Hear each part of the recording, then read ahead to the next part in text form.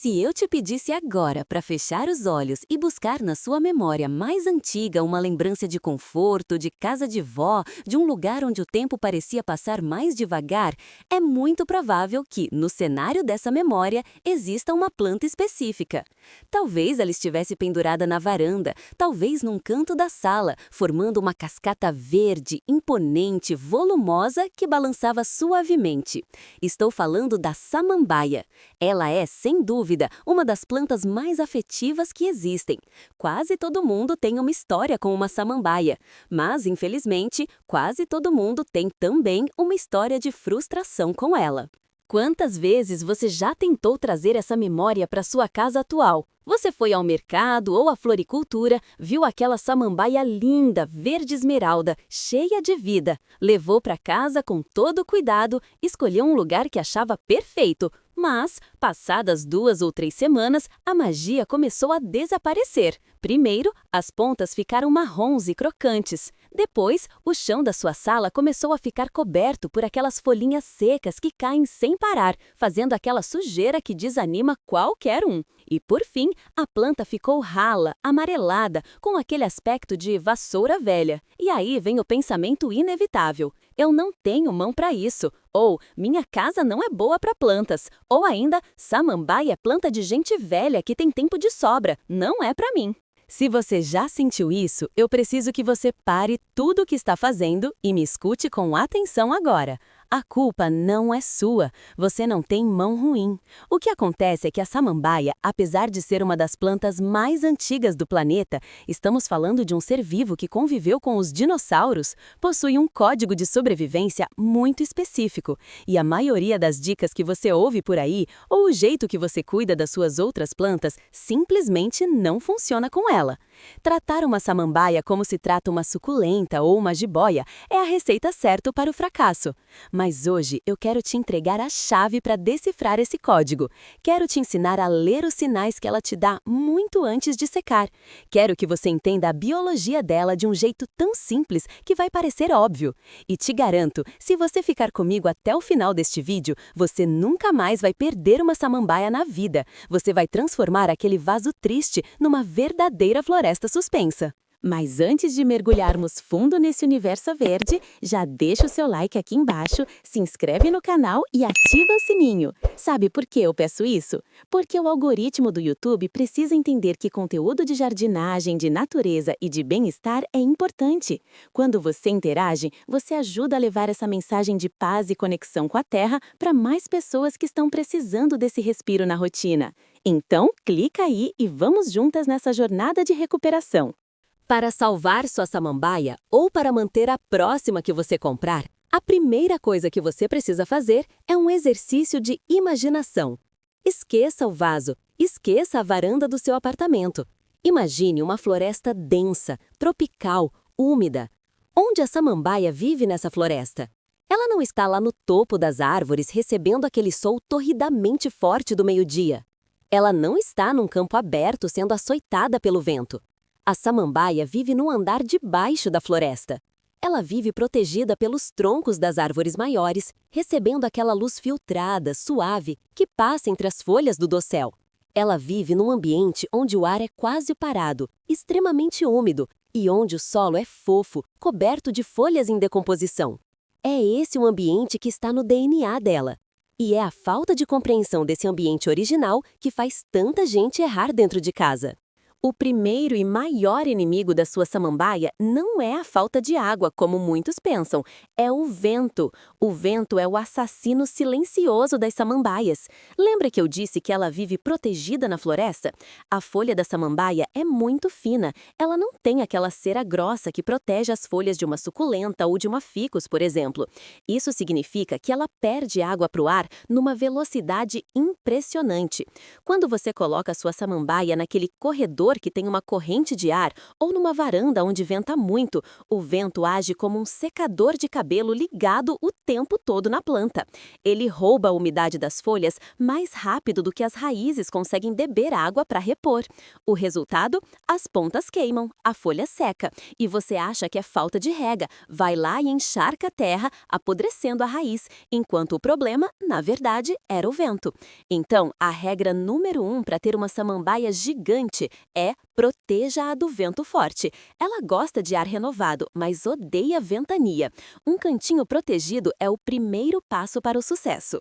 Agora, vamos falar sobre a luz, porque aqui existe um mito perigoso. Muita gente ouve que samambaia é planta de sombra e decide colocá-la num canto escuro da sala, longe da janela ou em cima de um armário onde mal chega a claridade. Isso é um erro fatal. Sombra, na linguagem das plantas, não é escuridão. Sombra é a ausência de sol direto, mas com muita, muita luz. Lembra da floresta? A luz passa, ela é forte, mas é peneirada. A sua samambaia precisa ver o céu, precisa de claridade intensa para fazer fotossíntese.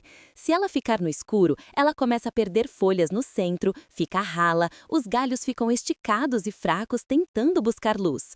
O lugar ideal é perto de uma janela, onde ela receba aquela claridade do dia todo, ou até um solzinho muito fraco do início da manhã, antes das 9 horas. Mas cuidado, o sol forte do meio-dia queima as folhas irremediavelmente. Se a folha estiver ficando muito pálida, quase amarela, pode ser excesso de luz.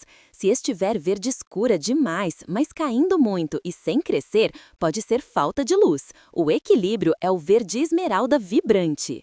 Entendido o ambiente, sem vento e com luz difusa, vamos para o coração do cuidado com samambaias, a rega. E aqui, eu vou te ensinar uma técnica que é um verdadeiro segredo de estado dos jardineiros e que salva até aquelas plantas que parecem já ter morrido.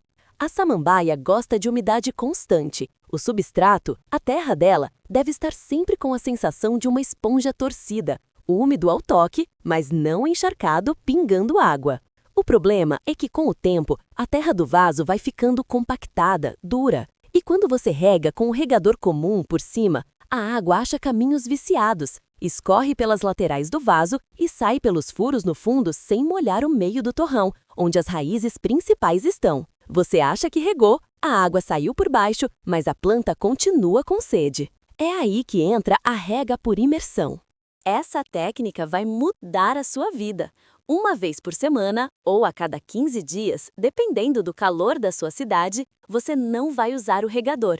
Você vai pegar um balde ou uma bacia grande, encher de água e vai mergulhar o vaso da samambaia lá dentro.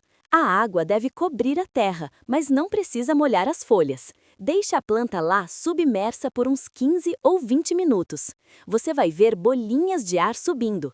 Isso é a água ocupando os espaços vazios e hidratando profundamente o substrato, dissolvendo sais minerais acumulados e garantindo que cada milímetro de raiz receba hidratação. Depois desse tempo, levante o vaso, deixe escorrer todo o excesso até parar de pingar e leve de volta para o lugar dela. Esse banho de imersão hidrata a planta de um jeito que nenhuma rega comum consegue. Nos outros dias da semana, você apenas toca a terra e, se sentir que está secando, completa com um pouquinho de água por cima. Mas a imersão é o que garante a saúde a longo prazo. Além da água na raiz, a samambaia precisa de água no ar. Lembra da umidade da floresta?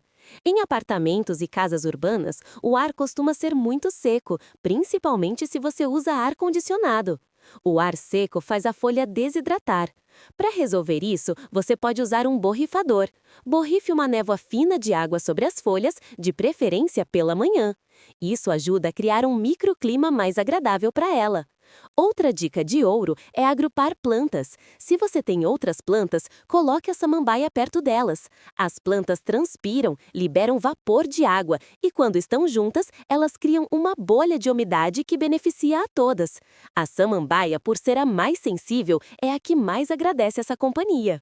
Agora, vamos tocar num ponto que dói no coração de muita gente, mas que é essencial: a poda. Você olha para sua samambaia e vê aquele monte de galhos secos, marrons, mortos no meio das folhas verdes. E você fica com pena de cortar, achando que vai machucar a planta ou que ela vai ficar muito pelada. Preste atenção, folha seca não se recupera, folha marrom não volta a ficar verde. Ela só serve para roubar estética, esconder pragas como cochonilhas e fungos e atrapalhar a circulação de ar entre as folhas novas. Você precisa fazer a limpeza. Pegue uma tesoura limpa e corte rente à terra todas as hastes que estiverem secas ou feias. Não tenha medo. A samambaia é uma planta de rizoma, ela tem uma reserva de energia na base. Quando você elimina o que está morto, você manda uma mensagem química para a planta. Não precisa mais tentar salvar isso aqui, pode focar energia em brotar coisas novas. Muitas vezes, uma poda drástica é o gatilho para uma explosão de crescimento. Se sua planta está muito feia, não tenha medo de podar bastante. Com a rega certa e a luz certa, ela rebrota com uma força inacreditável.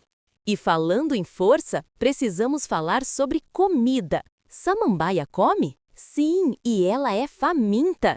Como ela produz muita folha o tempo todo, ela consome muito nitrogênio e cálcio. Se a sua samambaia parou de crescer ou está com o verde muito pálido, pode ser fome. Mas cuidado com receitas caseiras malucas. Borra de café direto no vaso, por exemplo, pode compactar a terra e criar fungos se não for usada corretamente. O ideal é compostar antes ou usar o café passado, bem diluído, sem açúcar, raramente. O mais seguro e eficiente para quem está começando são os adubos próprios para folhagens ou samambaias, que você compra em qualquer garden center. O bokashi, que é um adubo orgânico japonês fermentado, é milagroso para samambaias. Ele fornece nutrientes de forma lenta e melhora a biologia do solo.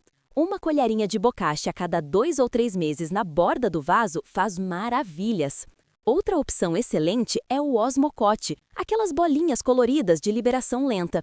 O segredo da adubação não é a quantidade, é a constância. É melhor um pouquinho de adubo sempre do que um monte de uma vez só que queima a raiz. Um detalhe que muitas vezes passa despercebido é o vaso. Quando compramos a samambaia, ela geralmente vem num vaso de plástico preto com um gancho.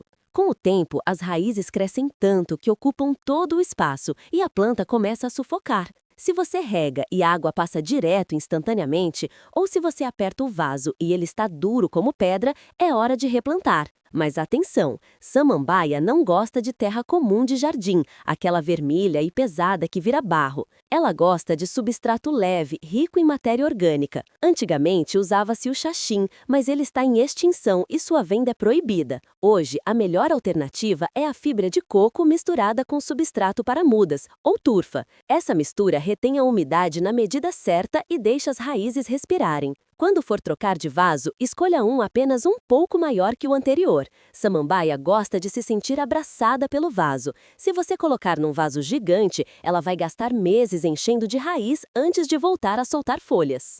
Também não posso deixar de falar sobre as pragas. A samambaia atrai, infelizmente, cochonilhas e lagartas. Sabe aqueles pontinhos brancos que parecem algodão? Ou aquelas casquinhas marrons grudadas no caule? São cochonilhas sugando a vida da sua planta. Como a folha da samambaia é sensível, você não pode aplicar inseticidas fortes em spray aerossol, desses de matar mosquito, pois eles queimam a folha na hora. A solução precisa ser gentil. Use uma mistura de água com um pouco de detergente neutro ou sabão de coco e, se possível, um pouco de óleo de NEM. Mas o segredo não é só borrifar. Se a infestação for pequena, use um cotonete molhado nessa mistura e retire os bichinhos manualmente. Se for grande, faça uma poda de limpeza nas partes mais afetadas e aplique a solução no final da tarde, nunca sob o sol, para não queimar as folhas. A observação constante é o melhor remédio. Olhe sua planta de perto toda semana. É muito mais fácil tirar 3 cochoninhas hoje do que tentar salvar uma planta infestada mês que vem. Existe um aspecto psicológico no cultivo de samambaias que eu acho fascinante. Ela é uma planta que exige presença.